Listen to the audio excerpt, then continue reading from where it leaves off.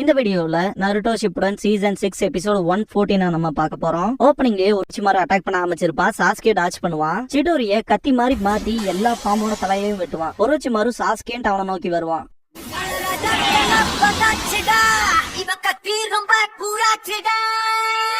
He's a freaking badass.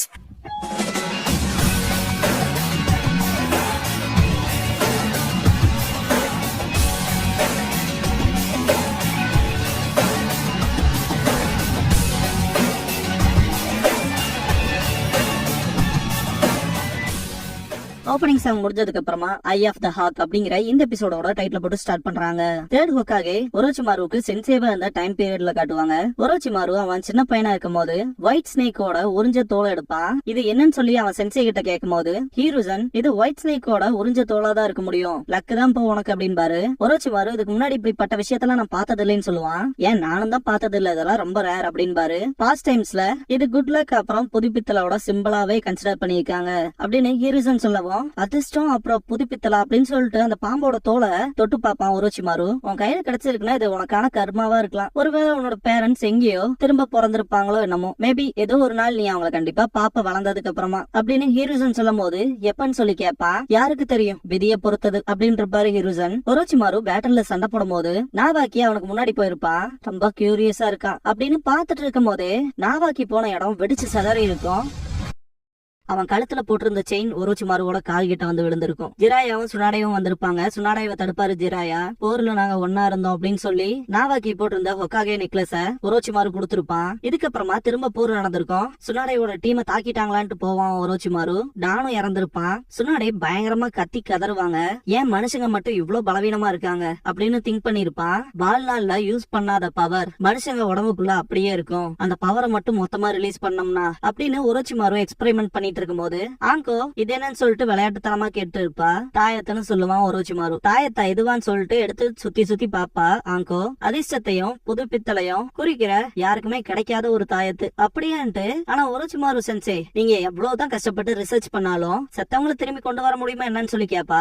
அதுவும் சரிதான், செத்தவங்களை என்னால உயிரோட கொண்டு வர முடியாது, ஆனா அவங்கள ரீஜெனரேட் பண்ண முடியும். நம்ம உடம்புகள்ல இருக்க ஃபுல் பொட்டன்சியலையும் ஆக்டிவேட் பண்றது மூலமா மனுஷங்க அதிக சக்தி வாய்ந்தவங்களா மாறுவாங்க. அதுன்னு மட்டும் இல்லாம ரீஜெனரேட்டிவ் பவர்ஸ அதிகமும் படுத்த முடியும். ஒரு நாள் அந்த பவரை அவன் கூட நான் பகிர்ந்துக்கவும் செய்வேன் அப்படின்னு ஒரோச்சிமாரு சொல்லவும் சரி நன்றி ஒரோச்சிமாரு சென்சே அப்படின்னு இருப்பா ஆங்கோ. அந்த பாடி ஆக்டிவேட்டிங் ஜுட்சுவா தான் கஸ்மாக் அப்படின்னு சொல்லுவான் ஒரோச்சிமாரு. இதுலயே கிளாரிஃபை ஆயிரும். ரீ அனிமேஷன் மட்டும் இல்லாம ரீஜெனரேஷன்லயும் அவன் போக்கஸ் பண்றான்னு. இதுக்கப்புறமா ஒரு நாள் ஒரோச்சிமாரு இட்டாச்சி பயிற்சி பண்றத பாப்பா.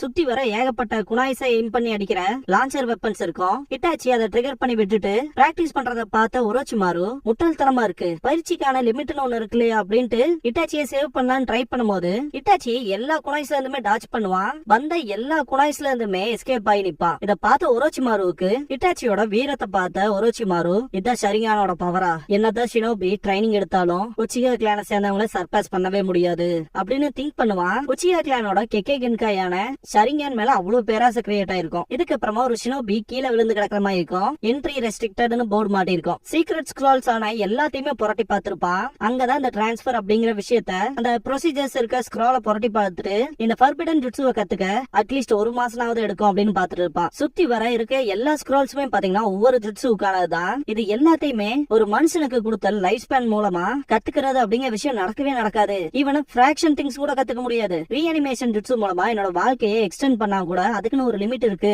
ஒன்ஸ் நான் செத்துட்டேனா என்னோட அறிவும் ஆற்றலும் என்னோடவே போயிரும். எல்லா ஜுட்சுவையுமே கத்துக்கணும்னா ஒரே வழிதான் அப்படின்ட்டு சிரிப்பா. இதுக்கப்புறமா ஒரோச்சிமாரு பண்ற விஷயங்கள்லாம் தெரிஞ்சு தேர்ட் ஹோக்காகவே தடுக்கிறதுக்கு வந்திருப்பாரு. என்ன பண்ணிட்டு இருக்கேன்னு கேட்கும் போது அதை சொன்னா கூட உங்களுக்கு புரியாது அப்படின்ட்டு உங்களை மாதிரி முட்டாள்தனமானவங்களுக்கு இயற்கையில இருக்க மிஸ்டரியை விட இந்த வில்லேஜ் தான் முக்கியம். மனுஷங்க உடம்போட வாழ்நாள் ரொம்பவுமே குறைவா இருக்கு. ஈவன் நான் ஹோக்காகவே ஆனாலும் ஒன்ஸ் நான் இறந்துட்டேன்னா நான் தெரிஞ்சு வச்சுக்கிட்ட விஷயங்கள் கத்து வச்சுட்ட விஷயங்கள் எல்லாமே என்னோடய போயிரும் அப்படின்னு ஒரோச்சிமாரு சொல்லும் போது தேர்ட் ஹோக்காகே அந்த ஜுட்சுவை தான் எக்ஸ்பெரிமெண்ட் பண்றான்னு மட்டும் சொல்லாத அப்படின்பாரு. அந்த ஒரு ஜுட்சு தான் இம்மார்டாலிட்டி ஜுட்சு அப்படின்பா. அழிவில்லாதவனா ஆகணும்னு விரும்புவான் ஒரோச்சிமாரு. இதுக்கப்புறமா தான் வில்லேஜ் விட்டு தப்பிச்சு வந்திருப்பான். ஜிராயா ஒரோச்சிமாருவை தடுக்கிறக்கு எவ்வளவோ ட்ரை பண்ணிருப்பாரு. ஜிராயாவுக்கு அகைன்ஸ்டா சண்டை போடுவான். எனக்காக நான் என்ன வேணாலும் பண்ணுவேன், நான் இந்த உடம்புலயும் இருக்கலாம் இல்லன்னா லீஃப் சேர்ந்தவங்க உடம்புலயும் இருக்கலாம், இறுதியில நான் அந்த ஆர்கனைசேஷனை எனக்காக யூஸ் பண்ணிக்க போறேன் அப்படின்ட்டு ஜிராயா கூட சண்டை போட்டு எஸ்கேப் ஆயிருப்பான் ஒரோச்சிமாரு. அக்காட்சுகிலயும் சேர்ந்திருப்பான். அந்த டைம்ல தான் பெயின் பாத்தீங்கன்னா நம்ம ஆர்கனைசேஷனுக்கு புதுசா ஒரு மெம்பர் வந்திருக்கான்னு சொல்லி இட்டாச்சி அறிமுகப்படுத்தி வைப்பான். Today we welcome a new member to the Akatsuki.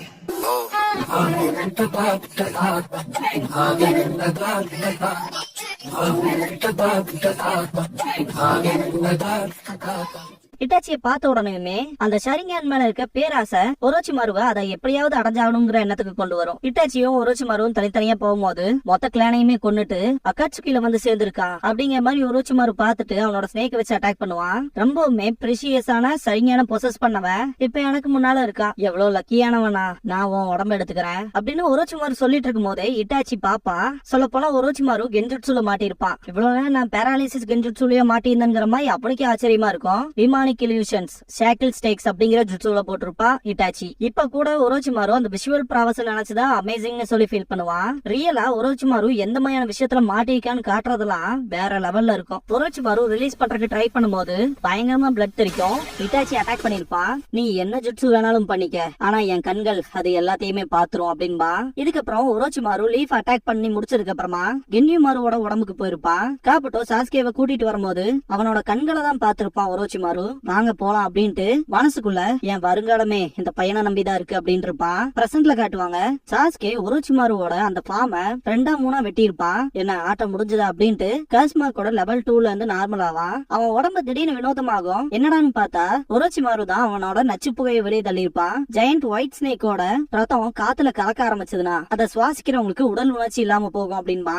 Already week ஆயிட்ட, உன்னோட ஜுட்சுலாம் என்ன கொல்ல முடியாது அப்படின்ட்டு, நான் அழிவில்லாதவன் அப்படின்ட்டு ஒரோச்சிமாரு அவனோட இம்மார்டாலிட்டி ஜுட்சுவை பண்ணுவான். இதுக்கப்புறமா சாஸ்கேவை காட்டுவாங்க. வினோதமான இடத்துல இருப்பா. எங்க இருக்கங்க மாதிரி பாத்துட்டு இருக்கும் போது ஒரோச்சிமாரு என் உடம்புக்குள்ள இருக்க இன்னொரு டைமென்ஷன்ல இருக்க இங்கதான் இடமாற்றத்துக்கான சடங்கு நடக்கும் அப்படின்ட்டு ஒரு கர்மாந்திரமான விஷயத்துல இருந்து ஒரோச்சிமாரு உருவாயிட்டு இப்ப அதை நம்ம ஆரம்பிக்கலாமா அப்படின்பா.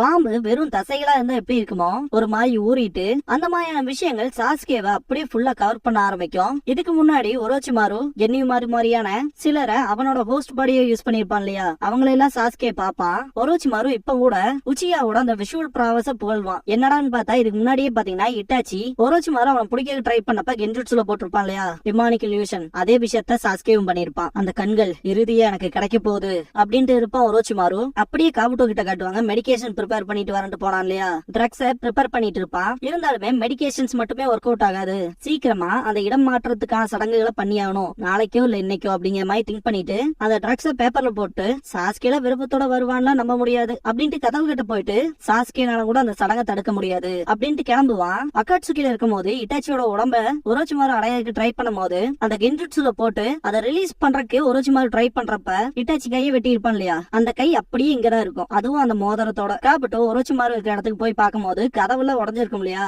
என்னடான்ட்டு போய் ஒளிஞ்சிருந்து பாப்பான். ஒரோச்சிமாருவோட உடம்பு அப்படியே கீழே கிடக்கும். சாஸ்கே ஆடாம அசையாம நிப்பான். காபுட்டோக்கு வர சந்தேகமே ஜெயண்ட் ஸ்னேக்கோட வார்க்கப்பட்ட தோல் கீழே கிடக்கு, ஒருவேளை அந்த சடங்கு கீது முடிஞ்சிச்சா என்னன்னு பாத்துட்டு இருப்பான். சாஸ்கே லெஃப்ட் சைட் பாத்துட்டு காபுட்டோ அது நீயான்னு சொல்லி கேட்பான். காபுட்டோ முன்னாடி வந்து நிக்கவும் சாஸ்கே எதுவுமே பேசாம அவன் பாட்டுக்கு அவன் தாண்டி போவான். காபுட்டோ நீ யாருன்னு சொல்லுன்பா.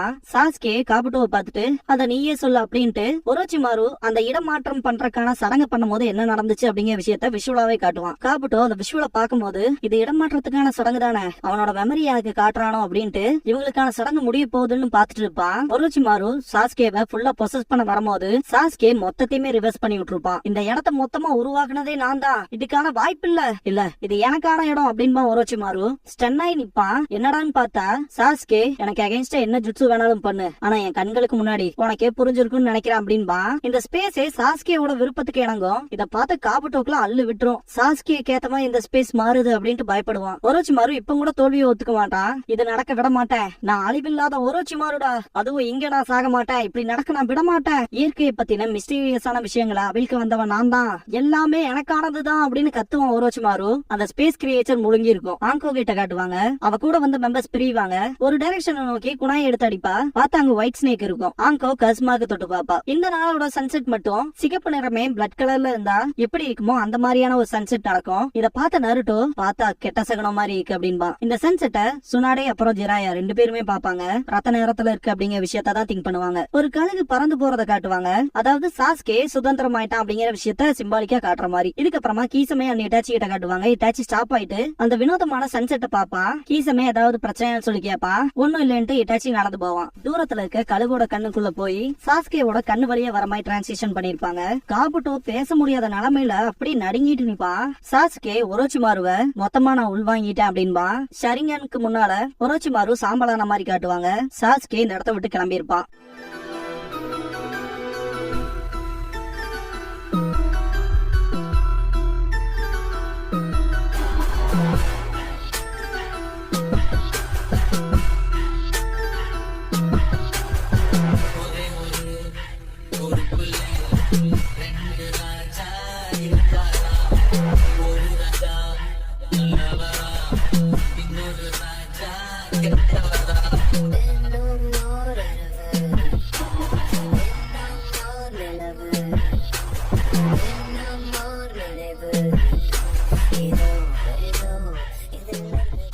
க்ளோசிங் சாங் முடிஞ்சதுக்கு அப்புறமா நெக்ஸ்ட் எபிசோட் ஜாபுஜாஸ் பிளேட் அப்படிங்கிற டைட்டில் மட்டும் போட்டு இந்த எபிசோட முடிக்கும்.